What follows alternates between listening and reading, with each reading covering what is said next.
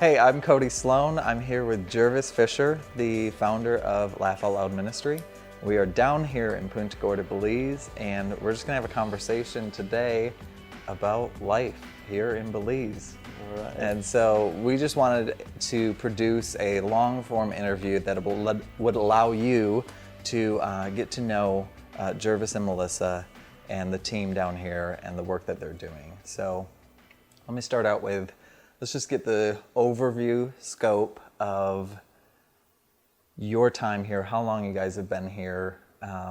Just give us kind of the overarching, where you guys started just before you came down, and then kind of how you've transitioned here over the years. Yeah, we've been here coming up on 12 years, and the kind of how we got here,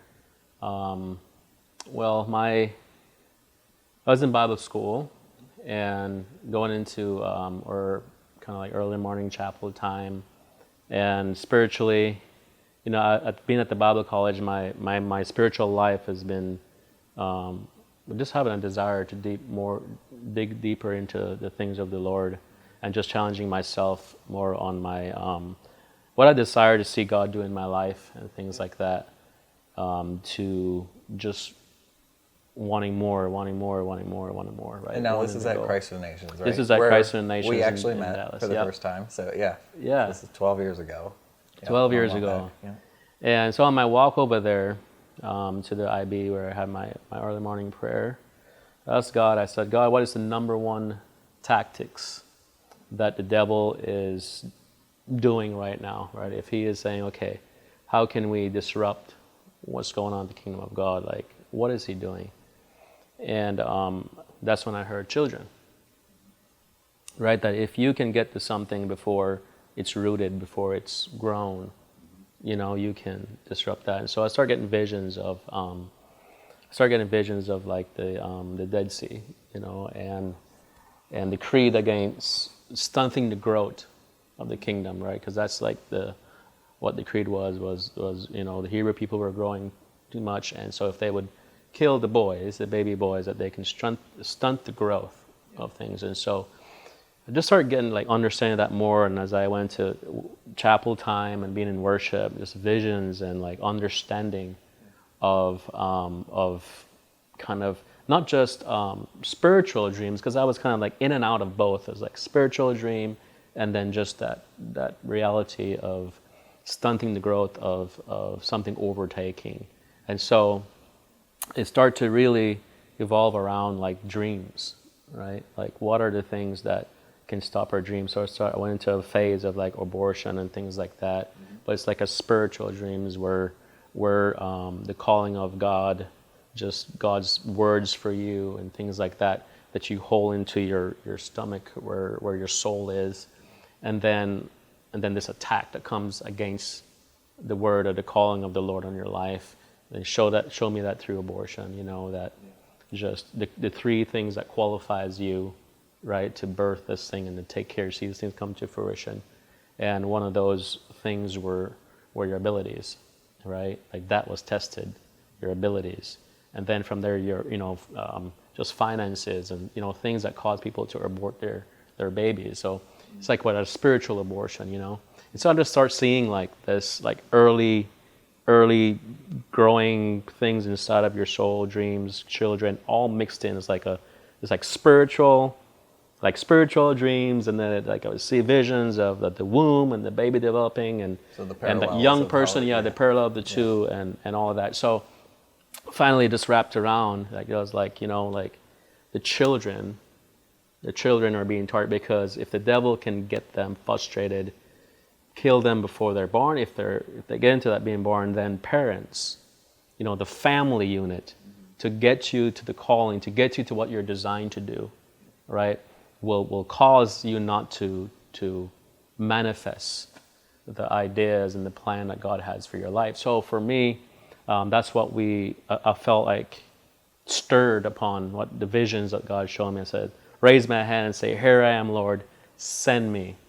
Send me to these children that don't have any parents, that it's it's impossible. It's impossible for them to get to the identity of who they are in Christ and what God has designed them to do. Psalms 139, you know, and form you in your mother's womb, right? Every day of your life is written out before it took shape, right? And on all these, like Jeremiah 29:11, the thoughts that I have towards you are good and not of evil. And so you're seeing this, like, this God as a creator and inventor, right? Have this plan that he wants to show the world how unique he is, how awesome he is, right? And all the gifts and abilities that he designed inside of us. And the devil is trying to stop that. He's trying to kill that. And the Holy Spirit just showed me like some of the tactics, because I've asked him, right? What is the tactics that the devil is using to stop God's growth of his kingdom? And that's what he's showing me. Just like the worst of the worst, you know, kids that are thrown away. Kids that are thrown away, kids that are abandoned, kids that are sold into sex slavery, kids that, you know, that you know, don't want to be too graphic, but, you know, imagine these young girls being raped, and now when they look in the mirror, that's what the image is in their head. And so they don't really get to the beauty of what God designed them to be. The dream's been stolen. Right, the dream has been stolen, the misidentities, all these things start rolling in. And so I raise my hand and say, God, if you're looking to say truth, if you're, you know, use me, you know, let me be that voice piece to speak truth into these young girls that maybe been raped, that no, that's not who you are, right? Save them from that. Discover God's design, unique design inside of them.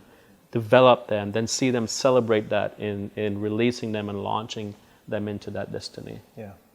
I think a lot of people, I mean, and I want to kind of move into perception on what an orphanage is, because I think, you know, in some mindsets, probably my own misconceptions earlier on, are that I don't know that an orphanage is exactly the place a child would go to see that stuff restored. If anything, I mean, I think a lot of people would think maybe that would add to the struggle. That would add to the abandonment, that would add to the removal of dreams, because the number one dream, and I would say most people's perception, the number one dream when you're in an orphanage and you're a child is the hope that you might be adopted one day. Like that's kind of number one.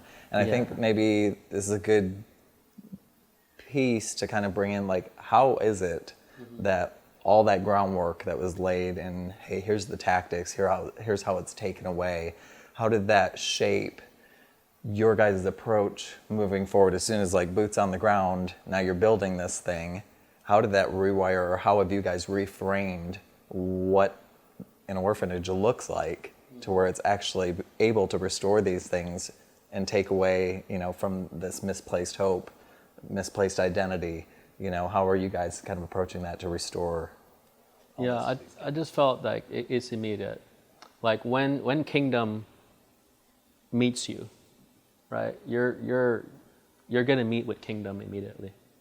And so for us, it's for our work as saying an orphanage, like we want it to be kingdom immediately. There's no other gap between, oh, this is an orphanage, so the hardship is still kind of, the struggle is still kind of there into when you're going to get adopted. No, I felt the visions that God has given me is like family immediately, spirit of adoption. Like, you know, I don't want to wait for these children to experience family when that family comes in the door, you know, through adoption and things like that. That's when they experience the spirit of adoption. We believe that immediately when they come down our road, they experience our face for the first time, that they feel family, that right away miracles are starting to happen, right? And it's a gift, I believe, also. It's a gift to be given the spirit of adoption within you, to love these children like your own. Because I feel like people just know when you're real. People know when you're authentic on those things. So I feel like it's this Holy Spirit and the gift of adoption that God has placed inside of us, to have eyes to look into these children, right? Like they're staring into the eyes of their dad, right? And I think that's what we, here at LOL, I know that God has blessed us. It's a gift. It's nothing that we have worked within our own self. I don't believe it's any techniques or strategies. I just felt like you know what? To be honest with you, like this whole thing, we love God with everything we have here at LOL. We're worshipers. And when you're pursuing God with that kind of love and intent in your life, you're around His love. And His love, He says, the most pure form of worship is to visit the orphans, right? And the widows. And so when I look at orphan work, I just look at worship. It's just worship. Why is it worship? I feel because there is grace involved. Right? There's grace involved because here are these kids that so much is up against them. So much is up against their mind, imagery in their head. They're living in such deceit from the devil and the values that people have placed on them. It is hard for them to get to. And so it has to be just God, just Holy Spirit bringing truth into the situation. And so for us, because we carry such heart of worship and such a lifestyle of presence of God, that when someone that's broken, someone that's hurt come to you, man, you can't do but give them kingdom's love, the love of a father, the love of Abba, right? Because God don't treat us like we're, you know, we say, people ask you, well, what about your biological kids? How much biological kids do you have, right? And so there is this distinguish between biological kids and adopted kids, you know what I'm saying? Yeah, yeah. And all of that. And sometimes it's hard to distinguish when I talk, because I just talk, they're my kids, and when I'm talking about my son, it's like, oh, but I didn't know that was your son. I don't look nothing like you, you know? But it's just love. We don't want God to do that. Oh, Jesus is there. Here's my son, Jesus. And then here's my adopted son, Coty, right? Right. No, we don't feel that from God. We're adopted, yes, but He loves us like His own. And if you're living kingdom, and if you're drawn to kingdom's heart and God's heart, that's how you love. You love like their own. You don't hold anything back. There's no boundaries to say, okay, they're in an orphanage now. We're going to just do the regular amenities, make sure they get shelter, education, medical care, and counseling, and then they'll receive this love of a family when they get to adoptive parents. And we don't believe that. From the very first time they come in, I just, through the Holy Spirit and through the grace of God, man, this love just start to form for them. I think what's awesome, because we've talked at length about this before, is this common thread that is that I never even really saw, but there's like this common thread with adopted parents in situations, families who have stepped into the role of foster care, orphanages, elderly care. Like there's this common thread of really what you're saying is boiling down to a heart issue. Like, are you willing to love? Mm-hmm. Are you willing to actually make a place for someone else to be grafted into your world? You know, and a couple of times we've talked about like grafting in and the process of actually becoming, you know, one. Because I think even like, you know, my family, we grew up in doing foster care. We adopted. And there is that struggle or that friction to really become complete and one. Yeah. And I think like even in the process of like, you know, so for, you know, families out there, they might have 2, you know, 3 kids, and they're trying to make the adjustment and make things, you know, and but you have 40, like 40 plus, I mean, plus all the ones that have come and gone. And I think one thing I really appreciate about you and Melissa both is just, you know, we've come to the place, like I was here, origins, like day 40 of you guys actually being here on the ground, and then 12-year lapse, but just seeing the beauty of a heart that's just open and willing to saying yes to the Lord and loving without a boundary. Yes. You know, because there isn't that distinction. I mean, walking around this campus, seeing every one of these kids call you dad. They all call you dad the exact same way, whether they're yours on paper or not, you know. And it's such a beautiful thing to see the heart of the Father come through in such a pure form to these kids, because that, I would argue, is the very thing that's saving them. It's the very thing that's pulling them back, pulling the dreams back in, Yes. allowing them to discover who they are. Yes. So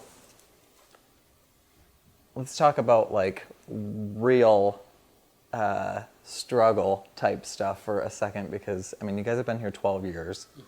I think from the outside looking in, not being on the inside all the time, it's just like, wow, look at how this thing has grown. Wow, look at how this thing.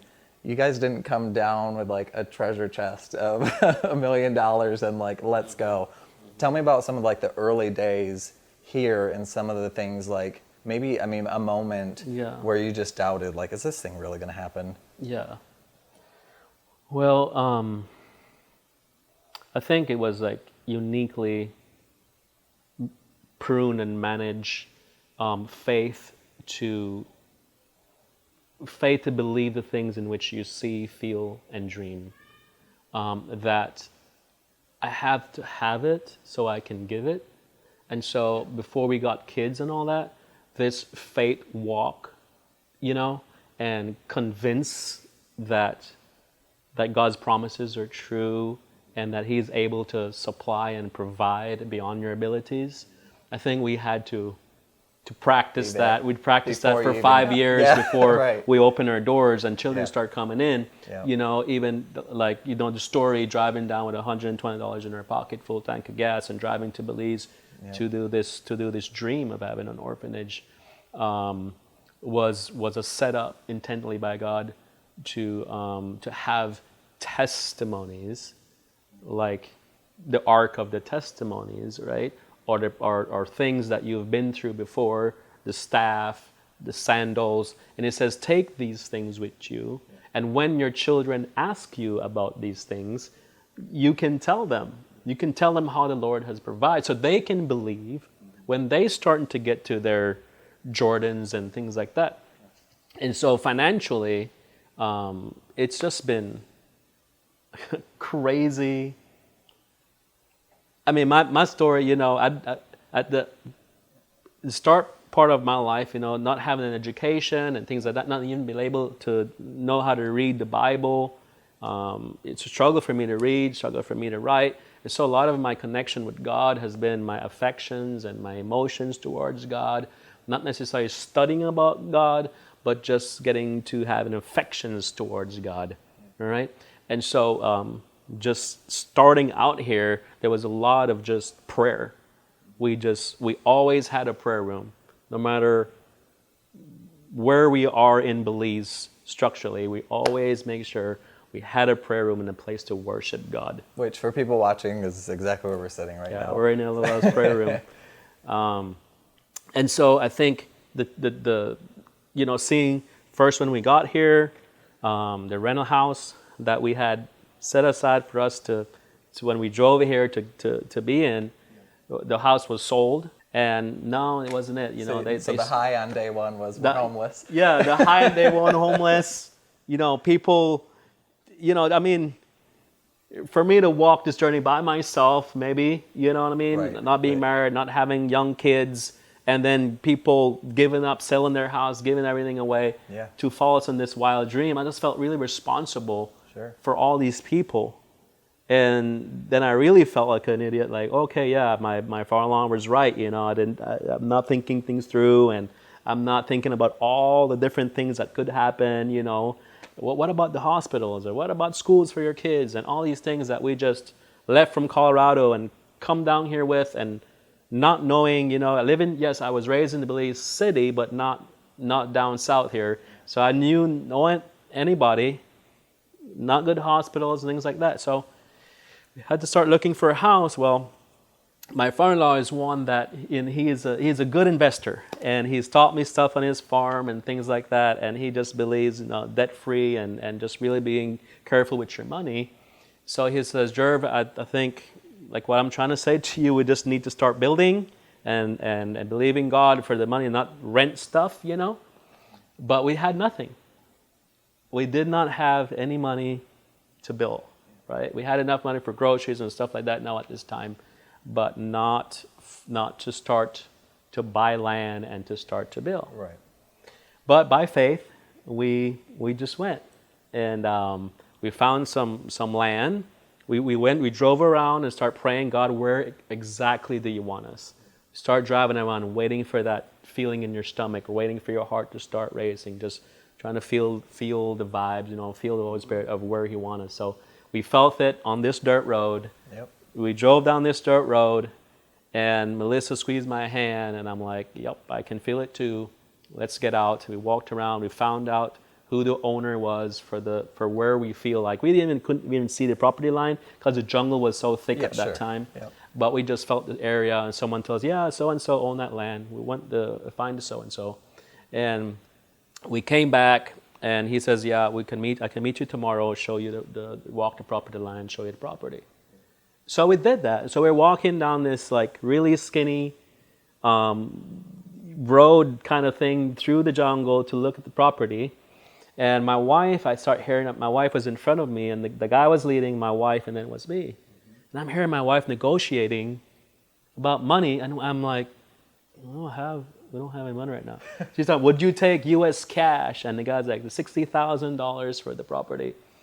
And then she's like, well, would you take, $30,000 US cash, right? If we give you cash, like, yeah. What's going on here? Anyways, and so that was an awesome miracle and an amazing story. We got the money. Actually got the money in cash the very same day. We got kids dropped off to us the very same day. We're doing that. And the very same day when our 20-foot shipping container arrived, and the custom officers decided we needed to pay tax on all furnishings and everything that we got shipped down. So we had a custom officer outside this shipping container taking everything out one at a time and putting a tax on it. So now we felt at the end of the day we're going to have to pay this big tax on the family that came down with us and our stuff for our family in there, along with kids being dropped off. We don't know what's going on with that. So, and mind you, everybody who's watching, in my interview with Melissa, we'll talk more in detail about the kids. But so you're saying, just so people know, this is 1 week in. Yeah, 1 week. Here. So you're making a massive property purchase, paying, and if people have never been out of country to pay duty on things, it can get crazy. Yeah. You're paying duty on shipping containers, and the first 2 kids that will be your first orphans in your care are all happening on the same day. All happening 1 week of us getting here. But you're not homeless anymore. You're not homeless anymore. We're not homeless anymore. We drove down to a missionary type church school, which is where we're linked up now with where all our kids go to a private Christian school. Yep. We went to that Christian school. They were run by missionaries, so they had housing for missionaries at that time. And they were leaving to go back to the States, and so that's how the housing opened up for us. And that's where you stayed as you guys started here. As we start building LOL, we stayed in those houses. So what was like, I mean, okay, you got the deed, land is yours, step 1. Step Where 1. Where did you guys start? Craziness, man. That show you how, in the Bible, they named Jesus' disciples fools, because they just do some weird things, right? They just do weird things. They just do things that don't make sense, right? And so I'll call myself a fool. I was such a fool. So we bought machetes, right? Went into town. We got jungle now, and we got a clear. Yep. So I went into town. We bought machetes for everyone, and that was there. But we thought they came sharpened. Well, they were not sharpened. And here we are swinging in the jungle, and we're whacking at the tree, and it's just like bending and bending. It's not cutting, it's bending and bending, because we're like hitting it to the ground. Well, the machetes weren't sharpened, so we were there trying to cut jungle out with unsharpened machetes. It's just day one. Day one, we just had a desire. We have a heart. We just had a heart. We just had a heart to just do things for the Lord that's beyond our abilities. Just that adventure. And then this one catchy guy, Mayan catchy guy, was walking by. He's really wanted to ask for a job, but he was too scared to approach us. So he finally approached us and asked for a job. And I said, awesome, what can you do? And he says, well, I'm a local guy. We actually chop bush to clear for our corn. So we're skilled in clearing bush. Hello. Yep. Sweet, when can you start, right? Yep. And he said, well, tomorrow. And I said, all right. So he showed up the next day with a file. He started, first thing we're going to do, we're going to take your machetes and we're going to file them so they're sharp to cut the bush. And so we start chopping and cutting the bush that time. So it was a great experience. Okay, so true to form, from the day you got here, showing up, apartment all planned, laid out, nope, no apartment, building a building for our staff and for a home, and nope, now you're taking kids on and it's turning into something different. I mean, you just had to keep going with it and rolling with it. You had to keep going, yeah. So after this main building, got started, okay, it's livable. Mm-hmm. Now kids are trickling in. The government's like starting you way before you ever even planned. I mean, because I know from your backstory, the whole plan was to get here, get cultured, or one settled with the community type thing Find before a we church, ever jump the leap into, we're an orphanage now. Yeah. But you are. Yep. Whether you like it or not, Yep. this is happening a lot quicker. Yep. So how did the campus evolve from that point? Yeah, so we went from, the first floor being place to live, little kitchenette for each apartment, to, well, we probably need another level so we can have a bigger kitchen, restrooms, laundry room, things like that. So it's okay. Second floor. We got the second floor. We're like, well, I think we need a third floor, because we need a place to have an office and get paperwork done and things like that. So here we go, third floor. And then we start thinking about it, well, if we're going to be an orphanage and we're going to have kids, we need a place for the kids to be during the day. So all right, well, we need a playground. Then if we're getting herding kids in, or probably not in school, so I might need a place for them to do homeschool. So, okay, well then we need a school. So we built what we call the learning center, the school, the playground. So we went from first floor, second floor, third floor, oh, we need playground, school. And then we start, okay, there's school and there's lots of people, staff and families and kids. We need bus, we need vans, we need vehicles. Yeah. So start getting vehicles in, and then, oh wow, vehicles are breaking. Don't know where mechanics are, we're going to have to be our own mechanic. To where we need a shop. So we start building a shop. And it just, the needs and the things at the pace that we're going, buildings were just going up everywhere. And campus is being developed. Even to say it's a campus. Yeah, right. When we start using the word campus, for my family and for the people that were hands-on here, that was crazy to say. Right. Right? Because we just had provision, for each day at a time, right? Each day at a time. It's not like we even had this crazy, you start out from Dallas at Bible school, we're going to have this big campus and things like that, right? It was just, we're going to have a home, a place, almost like a foster type setting, some kids in where we can really get to heal them instead of 300 or 400 kids and this big orphanage, right? Because we just knew we wanted family. We knew we wanted more intimate time with children, and not a whole big institution and lots of kids, a little bit of staff to just watch over kids, make sure they don't get hurt, right?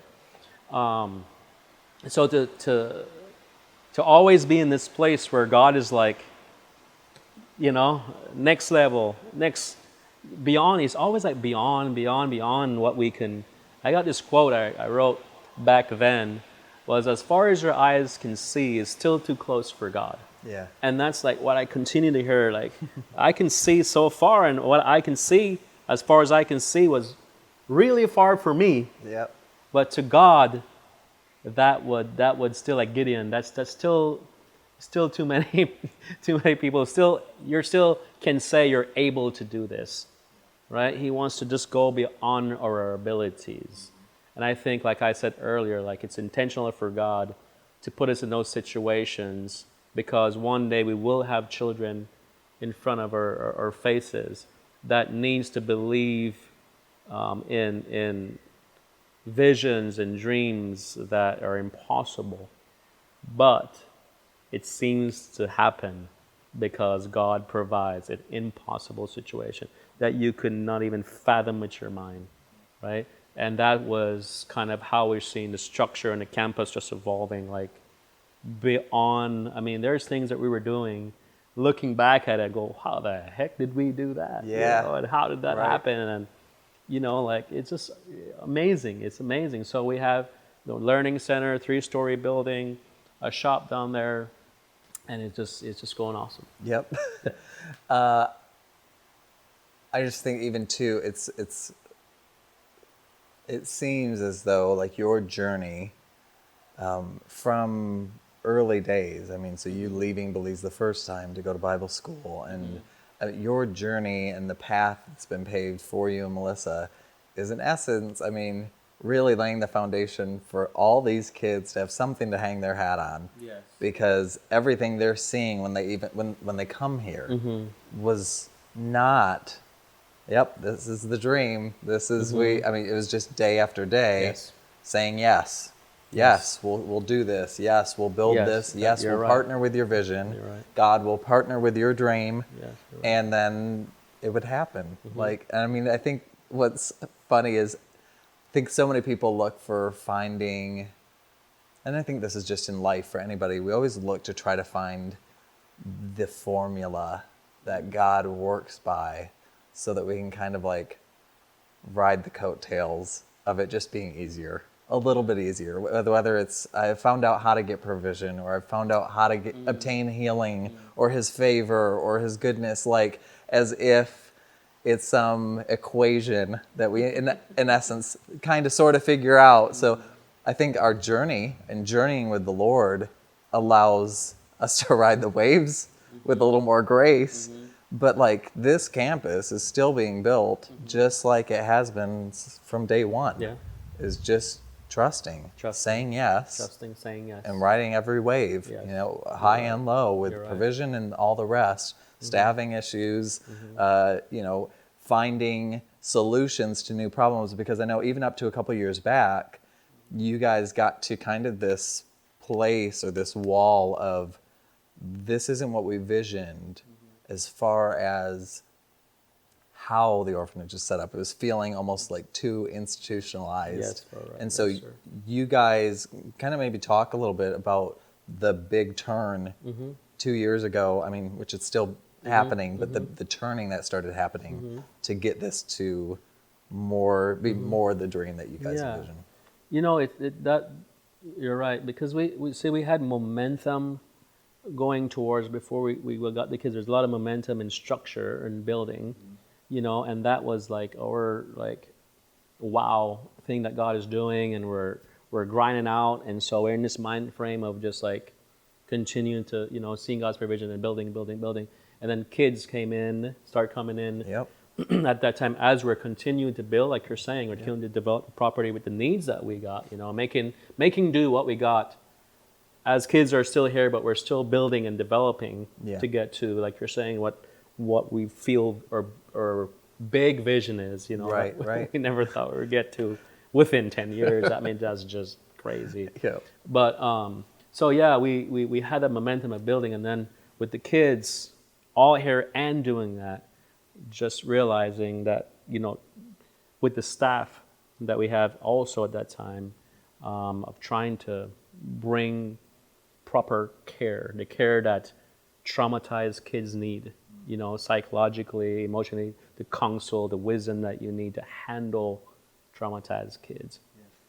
And so we struggled through that a little bit, you know, not having the feeling like we're just not, this is not it, you know. Well, because it's going beyond the traditional, like, here's the food to keep you fed, here's the water to keep you your thirst quenched, here's a couple pairs of clothes. I mean, this is, I think people have to be brought back into the perspective of understanding, like, our kids don't get second best. No. Like our kids, they're our kids now. So Yep. just like you were talking earlier about no distinction between biological and adopted, Yes, no absolutely. distinction between biological and orphaned. Nope. Like No. there are children, and Yep. so collectively the needs of 40 children plus at different times. It just demanded. It just there was a necessity that God has brought to us to continue to steer us in the way that He saw, that He needed us to go. And so when we start looking at it as a staff, we came together. We started looking at all the issues and problems that we're having. The kids were not healing at what we were content with or satisfied. Man, we want complete. We want joy. We want laughter. We just don't want the amenities taken care of. Right. Right. We want them, like I said, we want them to discover that God vision plan when He formed them, knit them in their mother's womb. That's where we want to get at. We want to get rid of the lies, the deceitfulness, right? Yes, it's amazing to see these kids, come in malnourished and feed them. Of course. That's a whole nother part of this whole thing. Yeah. That to see another human being like that struggle. And to just say, here's some food, here's some clean clothes, here's proper medical care, that's awesome.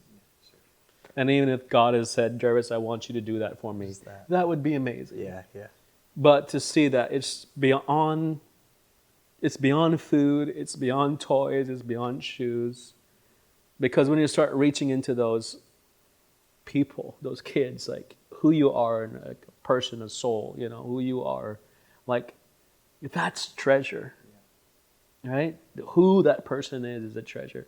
To discover that and to together celebrate who they are, their personality, what they want to be, whether a truck driver, teacher, doctor, whatever it may be, like to be on that journey with them and to believe that they can reach there. It's amazing. So those kinds of things start to be in our mind. How can we reach that?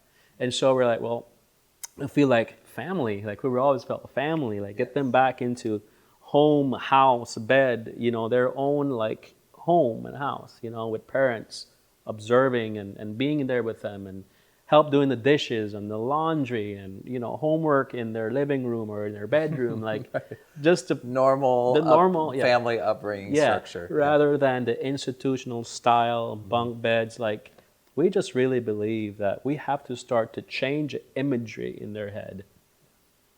We have to start changing imagery in their head.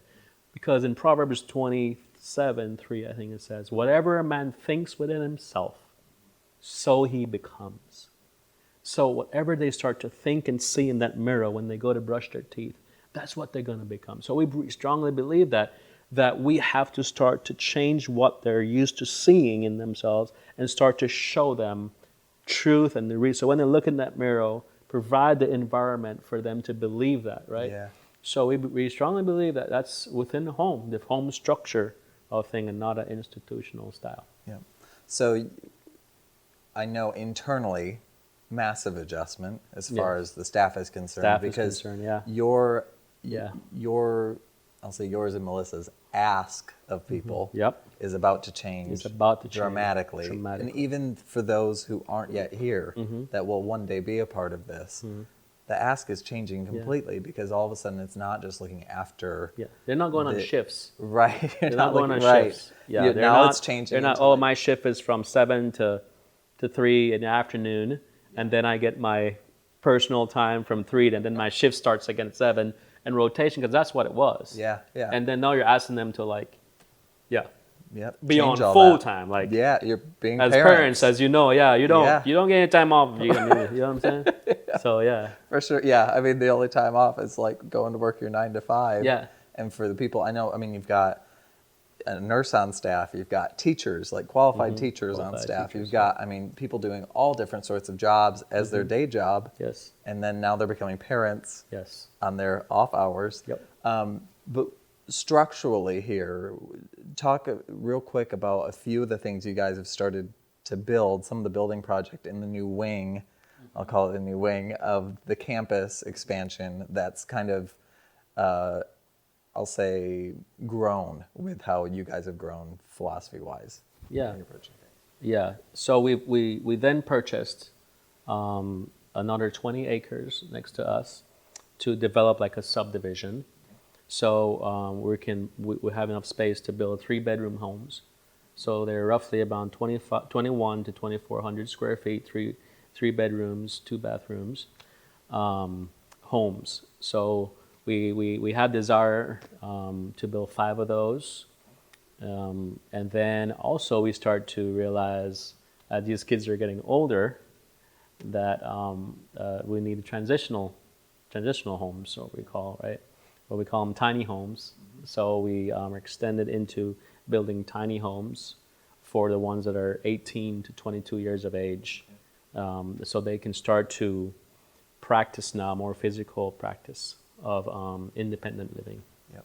Yeah, being on their own. So there'll be one child per one tiny house. They will be given stipend and things like that to learn how to manage their money coming in for gas and food and things like that. So when they're ready to be on their own and live independent, they'll learn how to budget. Yep, it's amazing. I mean, I think hopefully people watching, like even through our conversation, but my getting to know you guys, having known you for a long time, I think the thing I always am left in awe of is how complete a picture I believe the Lord is drawing for these kids to know that there's a hope for them, to know that there's a dream in their heart that God gave them, and then be given the space and the ability to actually pursue it. Because, we've talked about before, like 18, typical orphanage style, like 18, like you've aged out, if not earlier, you've aged out, and good luck. We love you, good luck, and your refusal to say that's not the end of the story. Like, these are still our kids, and they still have a dream in their heart, and it's going to take a little more from us, to get them there. It is so much more the Father's heart on adoption and belonging to these kids. And I think that your story of what God is building here is, the ability to change for other people, Yes. what they're doing, and I know that part of your design and part of your guys' heart, talk about the future maybe for a couple seconds, at least what's burning in you, because I know it's like, it's not all the chips aren't sitting right here in Punta Gorda. So Yeah.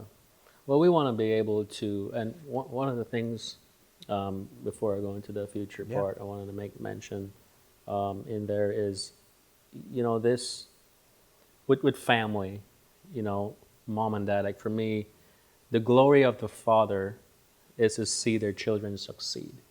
Like me as a dad, I love and I long to see my son, discovering what he loves to do, see him through college, and then see him like execute that, like being a part of his life as a father. Yeah.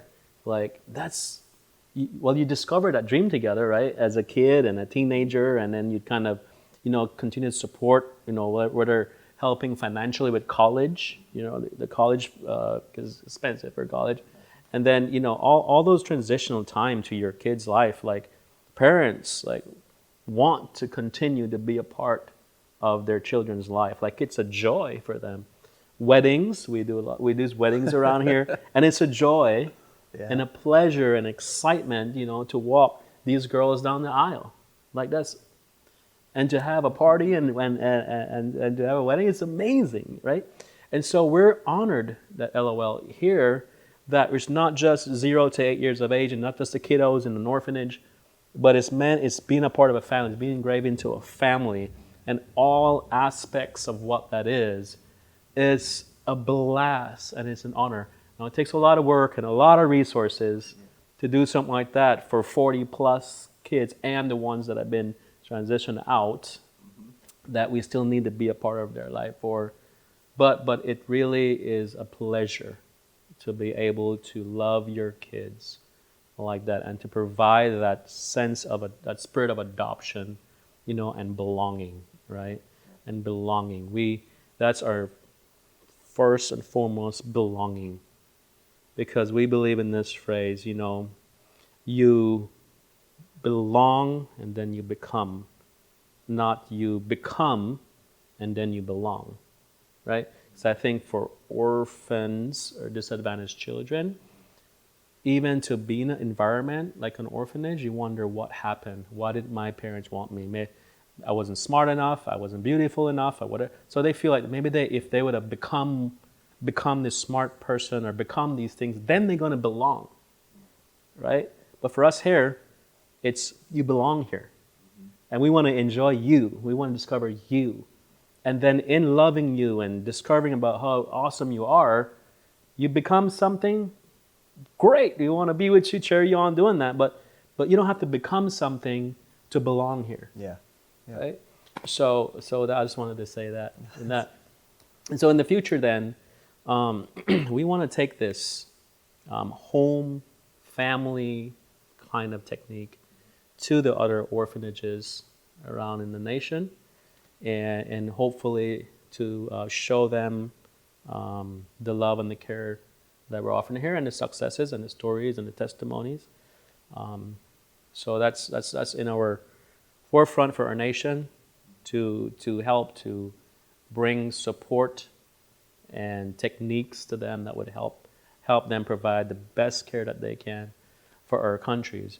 And then also we'd like to take LOL to other countries. Bangladesh is still really strong in my heart. So hopefully one day we will be able to walk on those grounds. For sure. In Bangladesh. Yeah. Thank you for what you're doing here. We are so honored to be partnering with you guys and to be along on the journey. And so if you want to find out anything more about Laugh Out Loud Ministry, you can head over to the website, www.lolministry.com, and you can find us on Facebook and Instagram. Jervis, thank you, man. You're welcome.